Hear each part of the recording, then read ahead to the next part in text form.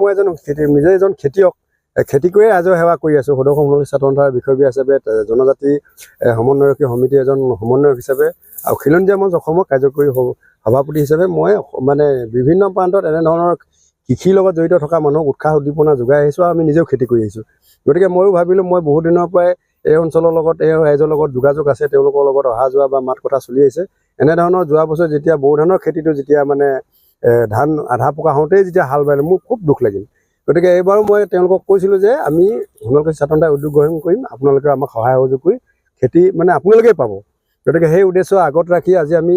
সদৌ সোণোৱালকুছি ছাত্ৰ সন্থাই উদ্যোগত স্থানীয় ৰাইজৰ সহযোগিতাত আমি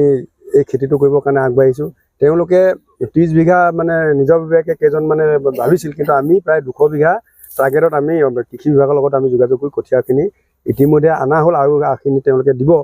গতিকে আমি ভাবোঁ যে এই এনেধৰণৰ খেতিৰ জৰিয়তে আবতৰীয়া বতৰত যিটো বড়ো ধানৰ যিটো মানে খেতি এই বড়ো ধান কৰিলে শালি ধানতকৈ যে বেছি মানে উৎপাদন হয় এই উৎপাদন হৈ যে এইখিনি মানুহে যিটো স্বাৱলম্বী হ'ব পাৰে নিবনুৱা যুৱক যুৱতীয়ে বা নিবনুৱা মানুহখিনিয়ে স্বাৱলম্বী হৈ নিজৰ জীৱনটোক চলাই আৰ্থিকভাৱে সবল কৰি তুলিবৰ কাৰণে যিটো মানে পৰিৱেশ বা যিটো চেষ্টা বা যিটো চেষ্টাত তেওঁলোকে সফল হ'ব পাৰে সেইখিনিক আমি উদ্দেশ্য আগত ৰাখি সদৌ সোণোৱালকুছি ছাত্ৰ সন্থাই এই কৃষি উদ্যোগটোক আমি আগস্থান দি আমি তেখেতলোকক সহায় সহযোগ কৰিবৰ কাৰণে আমি উদ্যোগ গ্ৰহণ কৰোঁ আগতেতো পানী যোগান আছিলে গতিকে এতিয়া পানী যোগান দিলে গতিকে আমি এইটো বড়ো খেতি কৰিব লৈছোঁ যোৱা বছৰ কৰিছিলোঁ যোৱা বছৰ চৰকাৰৰ পৰা যিটো ধান পাইছিলোঁ সেই ধানটো অলপ ভাল নহ'ল গতিকে এইবছৰ আকৌ পুনৰ কৰিব বিচাৰিছোঁ প্ৰায় 30 বিঘা মানে কৰিব লৈছোঁ 30 বিঘাৰ কাৰণে তাত কৃষি বিভাগৰ পৰা আমি ধান আনিলোঁ 30 বিঘা মান কৰিলোঁ এতিয়া 15জনমান মানুহে আমি কৰিব লৈছোঁ এইটো পৰখুনিমূলকে হ'ব টিংখাং সমষ্টি আৰু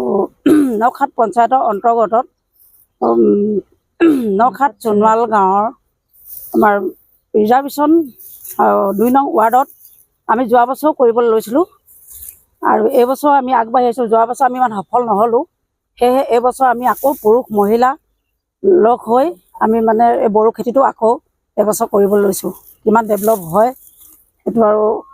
খেতি বতৰৰ ওপৰত কথা যিকোনো খবৰৰ বাবে যোগাযোগ কৰক 7099017330 লগতে 7099017110 নম্বৰত